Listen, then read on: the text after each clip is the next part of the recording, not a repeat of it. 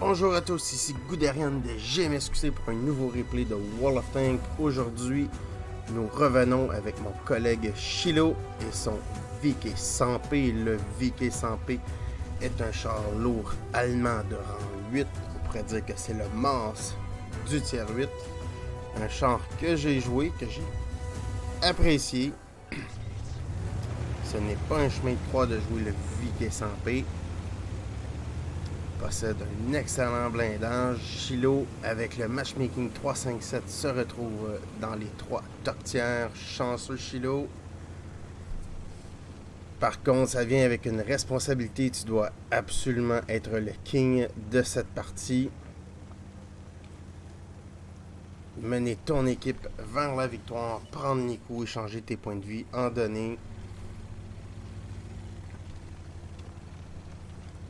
Allez, nous sommes sur cette partie sur la map Falaise.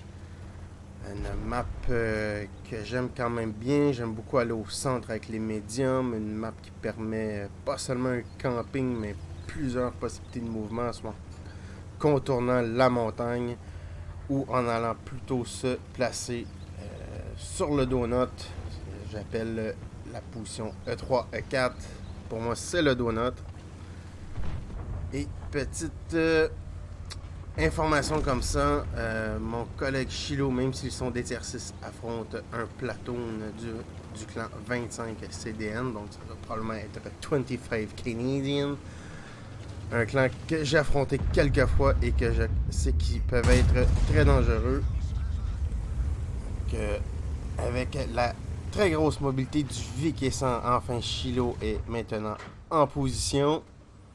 Il a pu donner un petit coup au VK45-03, 445. Il a maintenant pris un blind shot. Shilo se place en side scraping. Très belle manœuvre ici. Bon, tu te prends l'arty, c'est normal. Je crois que tous les joueurs d'arty vont adorer le VK100.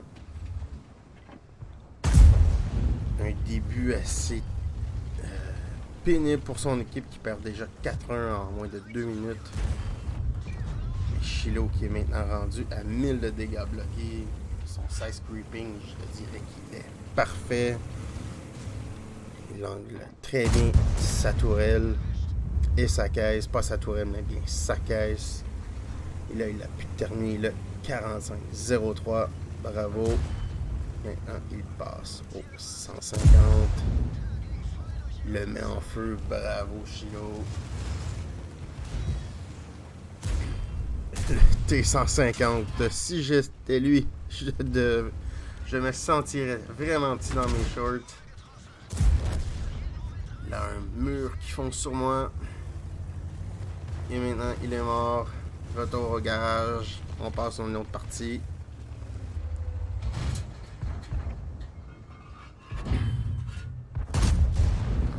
Tir loupé ici, quand même, ce n'est pas la grosse force du VK100. La précision.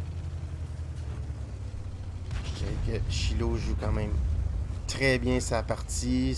Il n'a pas de mobilité. Je crois pas qu'il aurait dû aller en haut. Il a bien fait d'aller en bas. Mais il ne reste pas campé. Il a décidé de pousser. Il s'est pris quelques coups. Surtout que le VK45 est mort. Il a décidé de pousser sur le T150. Wow, mec! Le MT25, mais qu'est-ce qu'il a fait? On rame jamais, mais au grand jamais un VK.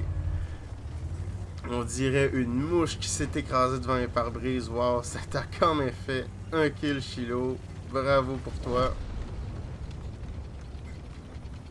Franchement, le MT25, mais qu'est-ce qu'il faisait là? Oh wow, le UDS. 5e kill pour toi, Shilo, d'une partie que ton équipe perd maintenant 9-7. Tu as 5 kills sur 7. Maintenant 6 kills sur 8. Wow, bravo. Franchement, comme j'ai dit, tu devais impacter cette partie. Tu devais être le king. C'est en plein ce que tu fais. 6 kills sur 8. 3029 de dégâts. 2300 de dégâts bloqués. Franchement, rien à dire. Excellente partie pour toi jusqu'à présent et tout ça en moins de 5 minutes. Et Cromwell qui tire des petites pierres contre ce char. Franchement, j'ignore pourquoi. Deux petits tiers 6 qui lancent des cailloux, s'acharnent sur Shiloh avec son VK100. Il pourrait être beaucoup plus efficace ailleurs, comme tenter de détruire l'arty ou s'attaquer aux autres chars, mais pas à lui. Ce n'est pas au rôle des Cromwell ou du MT-25 de s'attaquer aux gros chars lourds allemands. Mais bon, Shiloh en profite. Là maintenant, 7 kills. Wow.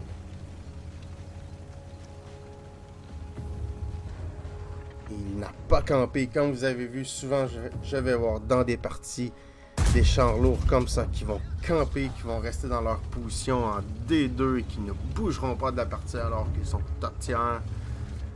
Non, c'est bien d'aller dans ce coin, mais il faut pas rester, il faut bouger.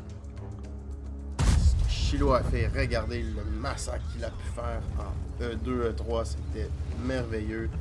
Et maintenant, il poursuit sur sa lancée, 2 coups sur les chars lourds ennemis.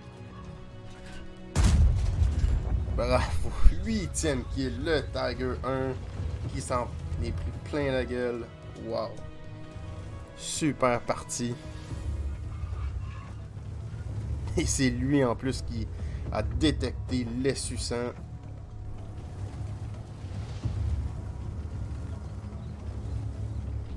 La partie maintenant 12-10 en faveur de son équipe. Il reste quand même une artillerie et le 42-02. Je ne crois pas qu'ils ont beaucoup de chances de revenir dans la partie. Par contre, il faut quand même se méfier du 42-02 qui peut quand même être dangereux.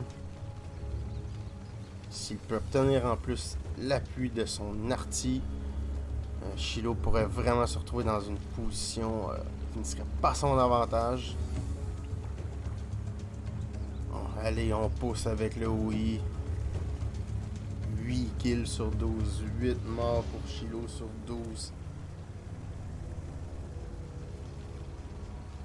Allez, où est le 42-02? Il est encore là, mais qu'est-ce que c'est que cette équipe? L'autre côté des médiums qui ont campé vraiment. En plus, ce n'est pas la force du 42-02.